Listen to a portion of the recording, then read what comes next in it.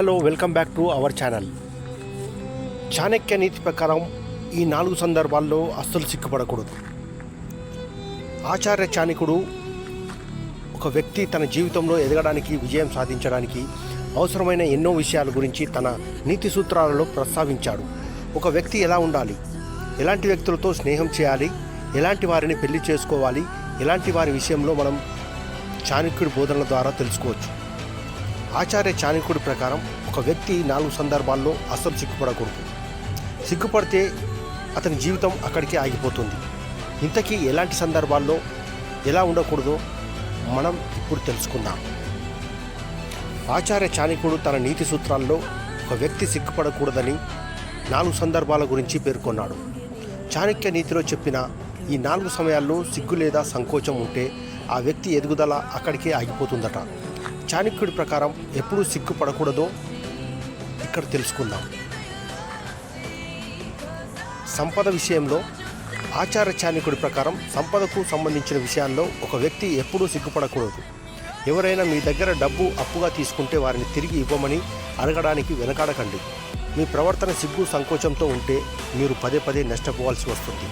కాబట్టి ఇక్కడ సిగ్గుపడటం మంచిది కాదంటున్నాడు చాణక్యుడు. ఫుడ్ విషయంలో చాణక్య నీతి ప్రకారం ఒక వ్యక్తి ఆహారం తినడానికి ఎప్పుడూ సిగ్గుపడకూడదు. అలా చేసేవారు ఎప్పుడూ ఆకలితో ఉంటారని చాణక్యుడు చెబుతాడు. ఒక వ్యక్తి తన ఆకలిని అణచివేయకూడదని ఆయన అంటాడు. నిజానికి ఆకలితో ఉన్న వ్యక్తి తన శరీరం, మనస్సును నియంత్రించలేడు. అతని ఆలోచించే, అర్థం చేసుకునే సామర్థ్యం కూడా తగ్గిపోతుంది. నేర్చుకునే దగ్గర ఏదైనా విద్యను నేర్పించే వ్యక్తి నేర్చుకునే వారి కంటే చిన్నవాడిగా ఉన్నప్పుడు కొందరు విద్యను పొందడానికి సిగ్గుపడతారు. కానీ ఆచార్య చాణక్యుడు చెప్పినట్లు మంచి విద్య ఎక్కడ ఉన్నా, ఎక్కడి నుంచైనా వచ్చి నేర్చుకోవాలి. మంచి విద్యార్థి అంటే ఎలాంటి సంకోచం లేకుండా అన్నీ అడిగి నేర్చుకునేవాడు. సిగ్గుపడేవారు ఎప్పుడు వెనుకబడి పోతుంటారు. అభిప్రాయాలు స్వేచ్ఛగా చెప్పడంలో తప్పు ఒప్పుల మధ్య వ్యత్యాసాలు తెలిసినా కొందరు మాట్లాడడానికి వెనుకాడతారు. ఒక వ్యక్తి తన అభిప్రాయాలను స్వేచ్ఛగా వ్యక్తం చేయాలి. ఎలాంటి సంకోచం ఉండకూడదు.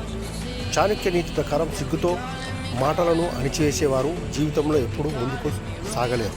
కాబట్టి ఎలాంటి సంకోచం లేకుండా జీవించాలి. ఇది చాణక్యుడు చెప్పినటువంటి ఈ 4 సూత్రాలు పాటించండి. మీ జీవితంలో అభివృద్ధిని పొందండి.